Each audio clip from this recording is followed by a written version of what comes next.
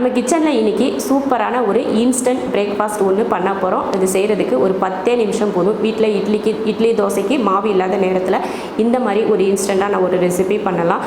வாங்க அது எப்படி பண்ணலாம் அப்படிங்கிறத பார்க்கலாம்.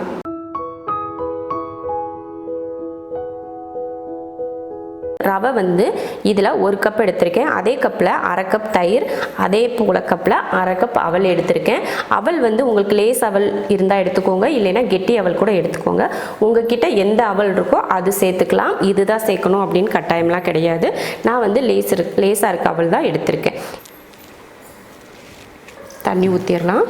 அதே போல் அவளையும் தண்ணி ஊற்றி லைட்டாக கழுவிட்டு அது கூட சேர்த்துக்கலாம். ஊறட்டும். அதிக தண்ணி வேணாம், இந்த அளவுக்கு தண்ணி போதும். பாருங்கள், முங்குற அளவுக்கு தான் இருக்குது. ஒரு 5 நிமிஷத்துக்கு இது ஊறட்டும். இப்போ 5 நிமிஷம் ஆச்சு. இதை அரைச்சிக்கலாம்.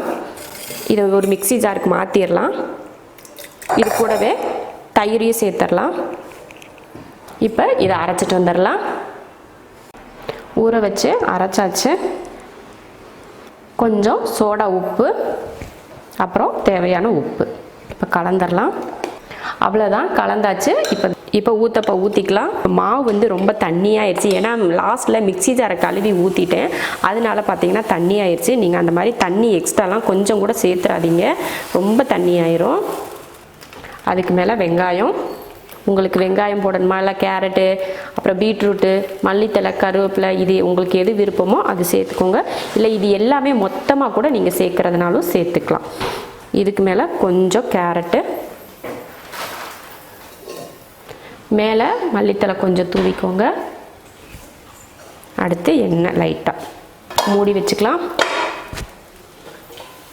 அவ்வளோதான், நம்ம வீட்டில் சூப்பராக ஊத்தப்பம் ரெடி ஆயிடுச்சு. இதுக்கு நாங்கள் வந்து கார சட்னி பண்ணியிருக்கோம். கார சட்னி வந்து இந்த ஊத்தப்பத்துக்கு ரொம்ப நல்லாயிருக்கும். நீங்களும் இது போல் செஞ்சு பார்த்துட்டு பிடிச்சிருந்தா லைக் பண்ணிவிட்டு ஷேர் பண்ணிவிட்டு சப்ஸ்கிரைப் பண்ணுங்கள்.